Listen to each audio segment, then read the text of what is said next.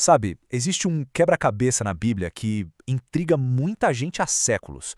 É um daqueles trechos que, sério, pode até abalar a fé. Tudo começa com uma profecia lá no Novo Testamento que, quando a gente para olhar mais de perto, parece que simplesmente não fecha a conta, não faz sentido.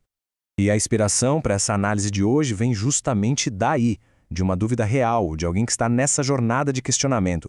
O ponto central é uma aparente contradição entre o Antigo e o Novo Testamento, que parece colocar em xeque a própria ideia de profecia.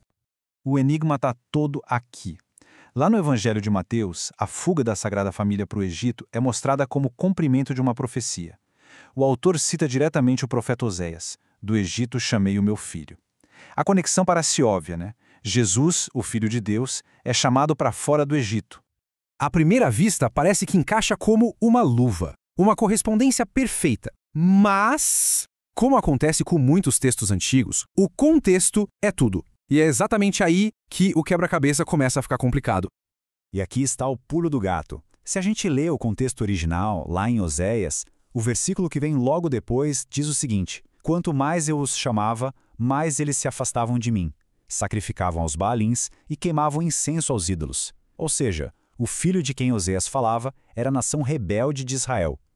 Então, a pergunta que não quer calar é: como é que Mateus pôde pegar uma passagem sobre um filho desobediente e aplicar a Jesus, que é visto como alguém sem pecado? Pois é, isso nos joga bem no meio do conflito.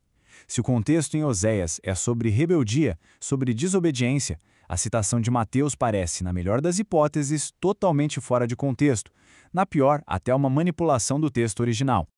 Para responder essa pergunta, a gente vai precisar fazer duas viagens no tempo. Primeiro, vamos para o mundo do profeta Oséias e depois a gente avança para o mundo do evangelista Mateus para tentar entender o que se passava na cabeça de cada um deles. Então, nossa primeira parada, o Reino do Norte de Israel, lá no século VIII a.C. Esse era o mundo de Oséias. Oséias viveu numa época de caos total. Depois de um tempo de bastante prosperidade sob o rei Jeroboão II, Israel simplesmente mergulhou em conspirações, golpes de Estado, assassinatos, uma confusão. E para piorar, o Império Assírio, uma baita superpotência militar, estava crescendo e ameaçando passar por cima de todo o mundo.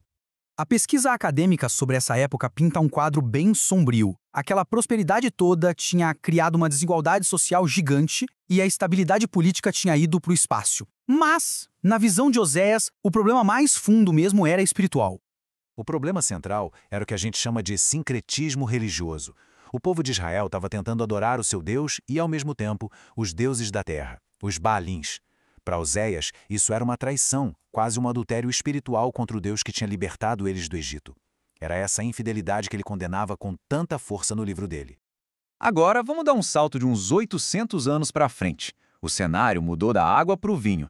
Estamos no mundo de Mateus, um escritor judeu do primeiro século, tentando explicar a vida e o significado de Jesus para a sua própria comunidade.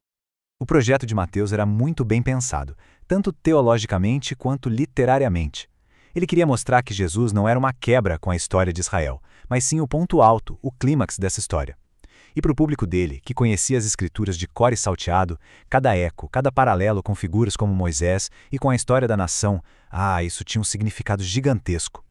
E para construir essas pontes, Mateus usou uns métodos de interpretação judaicos que eram super comuns na época, como a tipologia e o midrash.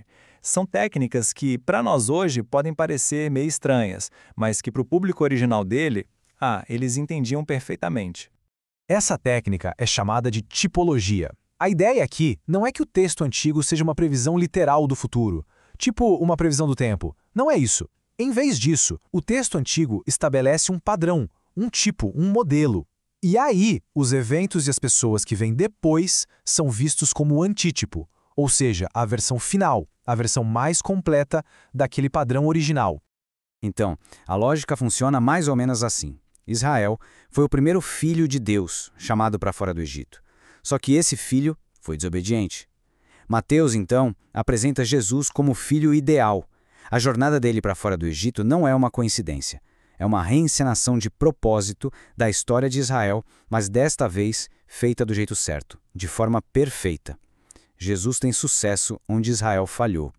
Com essa lente da tipologia, a citação de Oséias ganha um significado completamente novo. Como um comentarista na discussão original sacou muito bem, o ponto não é uma profecia exata, no sentido literal, são as semelhanças temáticas. Jesus está sendo apresentado como arquétipo que finalmente cumpre o padrão que começou lá atrás com Israel.